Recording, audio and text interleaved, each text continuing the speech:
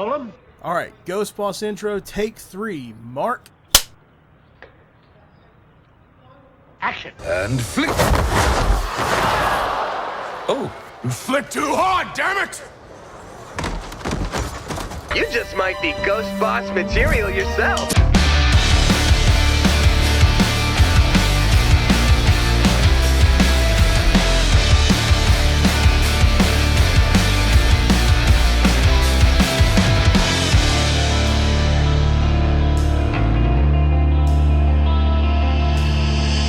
What's going on, my geeks, and welcome to Home Base Serenity. I just got home from seeing Thor Love and Thunder, and I wanted to put together a short video to give you my thoughts about the film. And again, this is going to be completely spoiler-free, so if you haven't seen it, feel safe to watch this video. I'm not going to spoil anything in here, but when I do my Phase 4 video, where I talk about all the films in Phase 4, I will be giving my exact thoughts in that with spoilers, so keep a lookout for that. I go into more detail about how I feel about the Thor films in the video for that phase, so I'm not going to go into too much detail about them here, but what I will say is that Thor has kind of had a little bit of a weird history in the MCU. Quick breakdown of my thoughts about the other three. The first one was great. I loved the first Thor movie. It was very Shakespearean. Thought it was very funny and very entertaining, and I thought it was a great way to introduce Thor. The Dark World, yeah, it's not so great. I don't know what happened behind the scenes, but Thor: The Dark World just was not great. One of the worst films of the MCU. And then next came Thor Ragnarok, and most people would agree that that's one of the best in the entire MCU. I would agree with that as well. And there were a lot of things that made Ragnarok so much better than the movies that came before it, and it's not just Taika Waititi's directing, or the fact that he let there be so much improv on the set, but the story was better, it didn't take itself too seriously, and just had a good time. And we get that again here in Thor Love and Thunder. It doesn't take itself too seriously, even though it does have some very serious elements in it. Taika Waititi does a really great job in this film of balancing the humor and the drama, which is not an easy thing to do, but that's just something that he's really great at. And I want to go ahead and get this part out of the way first. Off the top of my head, after seeing it just one time, the only negative thing I want to say about the film is that I felt the beginning was a bit rushed. The movie was just under 2 hours long, and I feel like it would have been better if the movie had been maybe 10 to 15 minutes longer and let that opening breathe a bit. And I think I know why the beginning felt so rushed. This is just a theory.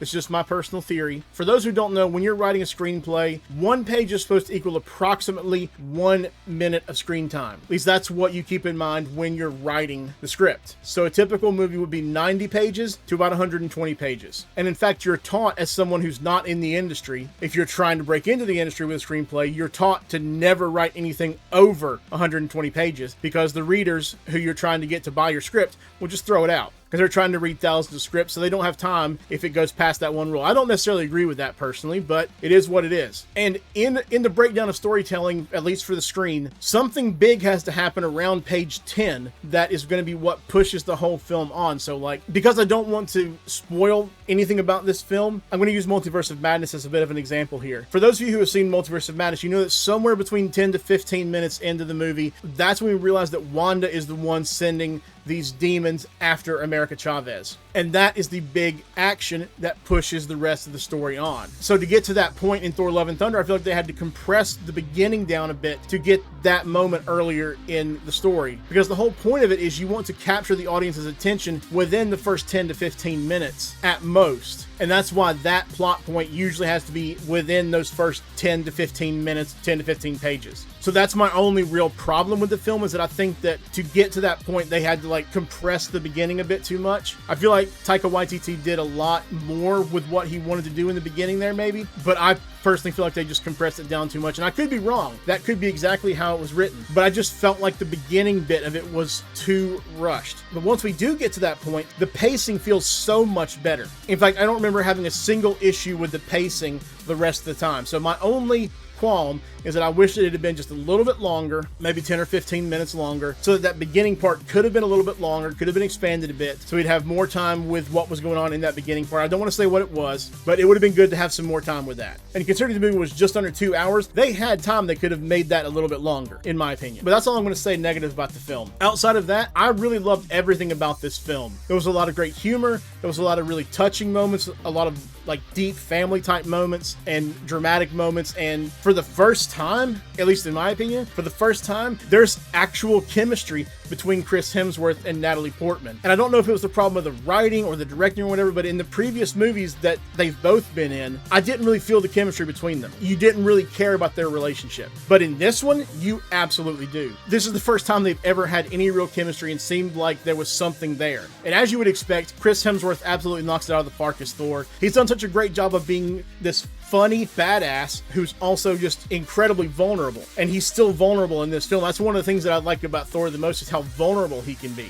I mean, you think of his character as like a god. You don't expect gods to be vulnerable, but he is. And of course, all that vulnerability comes from Jane and his past with Jane, because she's the first person that he's ever really truly loved. And they grew apart and they broke up. You could tell how distraught he was in Endgame when he was talking about the reality stone and how it was in Jane as a liquid. And like, he went through that whole story about how they were together and they weren't. And so he's still actually hurting from that now. And you see that in the trailer, so I'm not really spoiling anything by saying that. I'm also not going to spoil anything about how Natalie Portman ends up becoming the Mighty Thor, but I really do love what they did with that. In fact, this, in my opinion, has been Natalie Portman's best performance in the MCU. Now, that's not to mean she's not a great actress, because I've always loved her work. She's always been a great actress. I just feel like this was the first time that Jane was actually written properly, and the character was given what it was needed for Natalie Portman to pull the most out of it with her acting.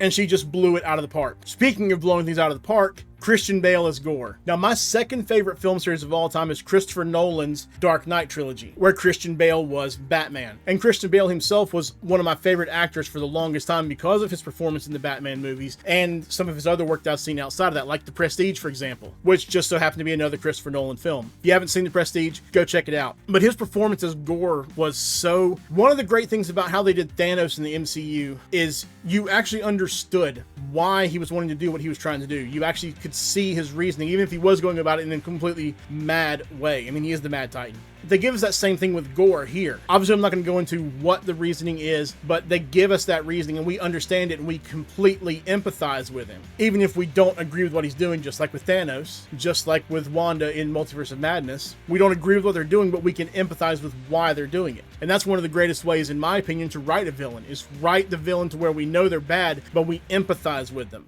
It gets away from the old mustache twirling villain trope that we've had for so many years, where there's nothing redeemable in the person. And as you would expect, Christian Bale just knocked it out of the park. He does a great job at being very creepy, and I've even heard some people compare it to Pennywise from It. I've never seen the It movie, so I don't know if that's an accurate representation or not. I have seen others compare his performance in this movie to Heath Ledger's as the Joker in The Dark Knight, and while I don't necessarily think it's to that level of perfection, because honestly, that's just perfection in acting, what Heath Ledger did in The Dark Knight. So while I don't think it gets up to that level, it's definitely close to it. He does a really great job portraying this character that's both ominous and creepy, but at the same time, you know he has a heart, you know he has a soul, you know why he's doing what he's doing, even if it is the wrong way to go about it. And of course, Tessa Thompson has always been a delight in these films. I've loved her portrayal of Valkyrie, especially in Ragnarok, where you see Valkyrie at her lowest, and to see her pull herself out of that hole, so she ends up helping Thor and being very important and showing that she's really the leader that she's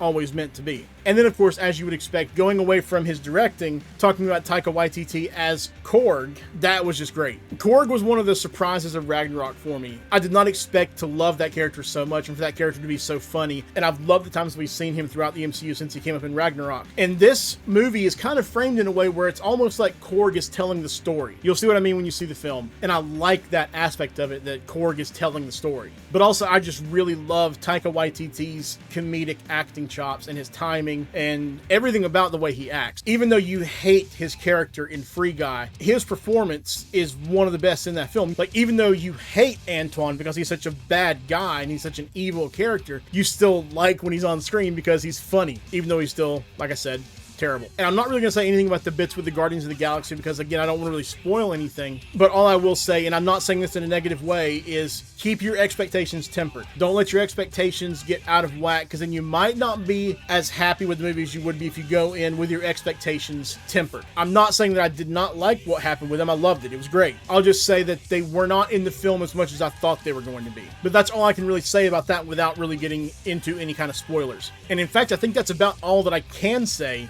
without getting into any spoilers. So my overall feeling about the film is I think it was really great. It was definitely one of the best in Phase 4 so far, which I know to some people that doesn't mean much because there are some people that hate Phase 4 completely. They don't understand what's going on. They don't know where it's going, and I would tell those people, calm down. We didn't really know where things were going at this point in Phase 1, so let them build what they're building. Like, be patient. So that rant aside, I didn't actually intend to rant about that. I would say that I love this film. It's one of the best in the Phase so far. Definitely on the higher end of the Phase. I'm not quite sure yet after my first viewing whether I think it's better than Ragnarok or worse than Ragnarok. I'll have to see it again. I'm most likely going to be seeing it again in about 2 days when my best friend comes back down to North Carolina. I think we're going to go see it Saturday night, so I'll be able to see it again before I give my thoughts for the Phase 4 video. But as of right now, I don't know whether I would put it above Ragnarok or below Ragnarok. I would say, though, it's in that same general area. So they did a great job with it. Taika Waititi did a fantastic job directing this and writing it, and all the cast did such a great job. I mean, even the people who weren't there that much, like Russell Crowe, Jamie Alexander was great for the time she was there as Sif. The Guardians were great, as I mentioned earlier. And what happens here is it's going to be very interesting to see where this leads, because it actually kind of sets up the possibility for a Thor 5 at some point,